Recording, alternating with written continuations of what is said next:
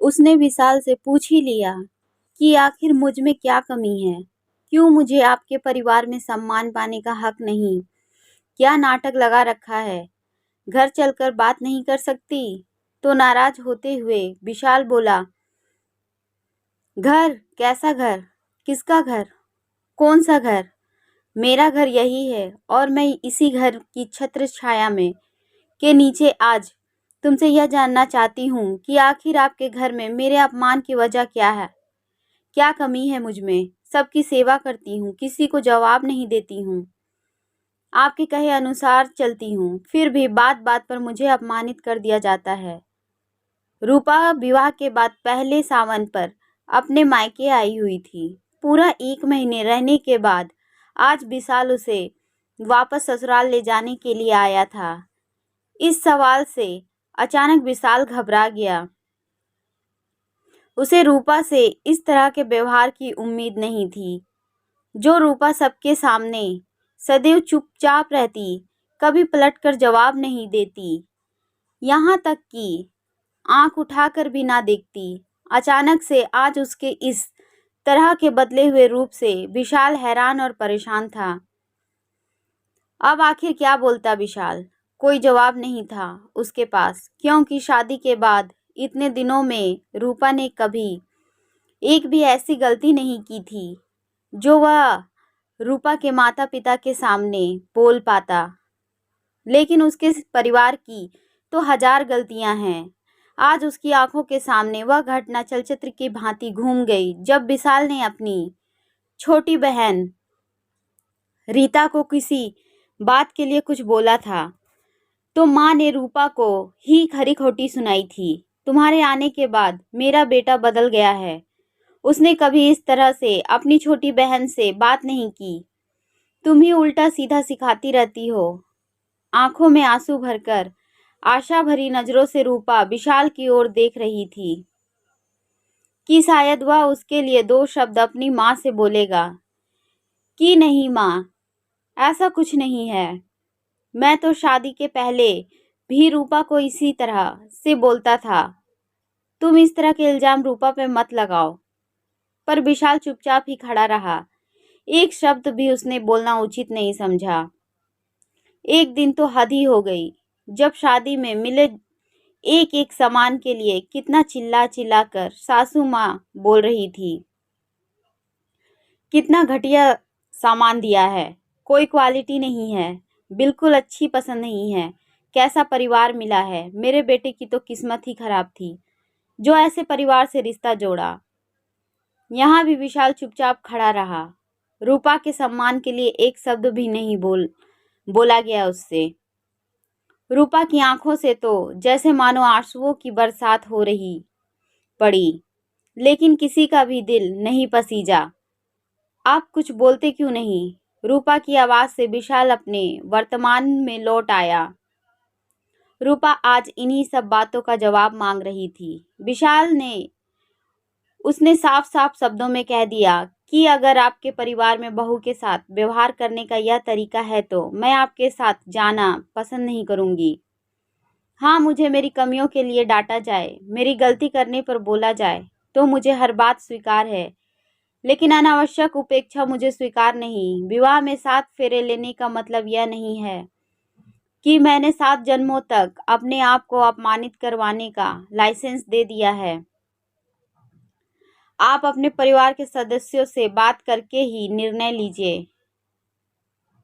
ये तो जैसे परिवार में भी सभी सदस्य रहते हैं वैसे ही मुझे भी रहने का हक है, मिलेगा। अब मेरे सम्मान की रक्षा करेंगे या फिर मुझे यहीं छोड़कर अकेले वापस चले जाएंगे? यह सब कुछ तुम मुझसे फोन पर भी तो कह सकती थी, विशाल ने कहा। नहीं विशाल, फोन पर नहीं कह सकती थी, क्योंकि फोन पर शायद आपको एहसास नहीं होता। हो सकता आप बात ही नहीं करते, फोन काट देते। इसीलिए आमने सामने बैठकर बात करना मुझे ज्यादा उचित लगा। मेरे माता पिता ने मेरा विवाह किया है, परंतु आज भी मैं उनके ऊपर बोझ नहीं हूँ। रख सकते हैं मुझे अपने पास, मैं पढ़ी लिखी हूँ, सक्षम हूँ अपना भार उठाने में। विशाल हैरान परेशान अपने दोनों हाथ सर पर रख कर बैठ गया और रूपा से बोला कि अगर तुम्हारे पक्ष में कुछ बोलता हूँ तो घर में कितना कलेश होगा, शायद तुम्हें इसकी कल्पना भी नहीं। कलेश होगा मतलब आपके परिवार की शांति की नींव मेरे अपमान के ऊपर रखी है। अगर मैं चुपचाप अपमान सहती रहूंगी तो आपके घर में शांति बनी रहेगी। वाह क्या बात है। क्षमा कीजिए, मैं आपके साथ नहीं जा सकती, क्योंकि जब मैं किसी के घर किसी के साथ गलत व्यवहार नहीं करती तो मैं अपने ऊपर भी गलत नहीं सहन कर सकती। मैंने आपके साथ आपके परिवार के हर सदस्य को मन से अपना माना है। माँ बाबूजी के प्रति मेरे दिल में अगाध श्रद्धा है। छोटी बहन के लिए असीम स्नेह है। मैं नहीं चाहती कि इस तरह के वातावरण से मेरी भावनाएं खराब हो जाएं। मेरे दिल में आप सभी के लिए है। मैं ताउम्र इन रिश्तों को प्यार और अपनेपन से निभाना चाहती हूँ, इसीलिए मैं आपको वक्त दे रही हूँ। जब आपको लगेगा हाँ अब मैं परिवार मुझको एक सदस्य के रूप में स्वीकार करने के लिए तैयार है, मैं सहर्ष आपके साथ चलूंगी, पर तब तक के लिए मैं आपका इंतजार करूंगी। रूपा के द्वारा कही गई एक एक बात सही थी। विशाल कुछ नहीं कह सकता था, चुपचाप हारे हुए जुआरी की तरह वापस चला गया। विशाल को अकेला आए देखकर घर वाले आश्चर्य में पड़ गए। बहू को साथ नहीं लेकर आए विशाल की माँ राधा जी ने कहा। रूपा तो साथ नहीं आई माँ, पर उसके कुछ सवाल जरूर लेकर आया हूँ। अगर उनके जवाब आपके पास है तो वह इस घर में आएगी, अन्यथा इस रिश्ते को भूल जाओ।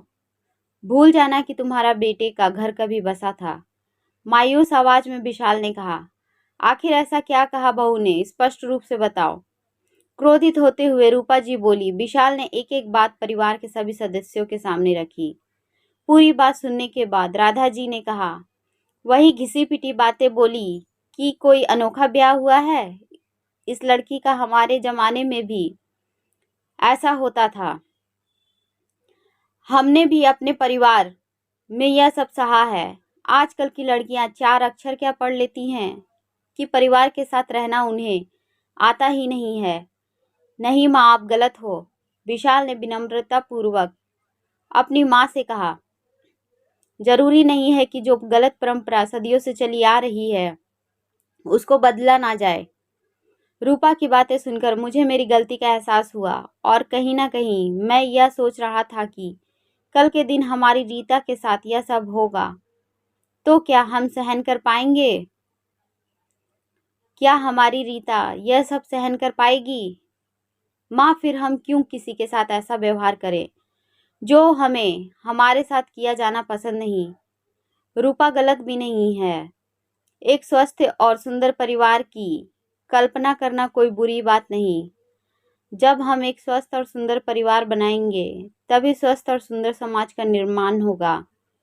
यह सब मैं आपको रूपा के सामने नहीं कह सकता था, क्योंकि इसमें आपको अपना अपमान लगता। इसीलिए मैं आज आपसे पूछ रहा हूँ, जो माहौल अपने परिवार में बनता है क्या वह सही है? आखिर क्या मिलता है किसी का दिल दुखाने में? क्यों हम हंसी खुशी परिवार में एक साथ नहीं रह सकते? और अगर नहीं रह सकते, इतना ही कठिन है तो भूल जाओ माँ कि कभी आपके बेटे की शादी हुई थी। इतना कहकर थके कदमों से विशाल अपने कमरे में चला गया। एक माँ सब कुछ सह सकती है, लेकिन शायद यह नहीं सह सकती कि घिसी पिटी अमंगल बातों के पीछे उसके बेटे का परिवार बर्बाद हो। इस बात का उन्हें भी अच्छी तरह से एहसास था कि रूपा गलत नहीं है, क्योंकि आज तक उसके किसी भी आचरण से उनके परिवार में किसी का भी मान भंग नहीं हुआ था। फिर वह अपनी बहू का मान क्यों नहीं रख सकती?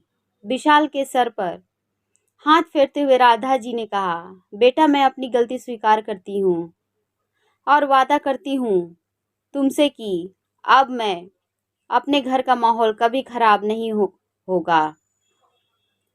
तुम बहू को फोन कर दो, हम सम्मान से उसे अपने घर लेकर आएंगे। विशाल की आंखों में सुनहरे भविष्य के सपने जगमगाते।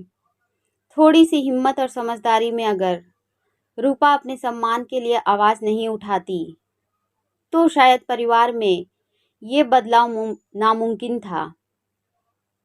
उसका अपमान ही शायद जीवन भर के लिए उसकी नियति बन जाता। आप सभी मेरी इस बात से कितने सहमत हैं, कृपया अपने विचारों द्वारा अवश्य अवगत कराएं। कहानी पसंद आई हो तो वीडियो को लाइक और चैनल को सब्सक्राइब करें और शेयर करना ना भूलें। बहुत धन्यवाद।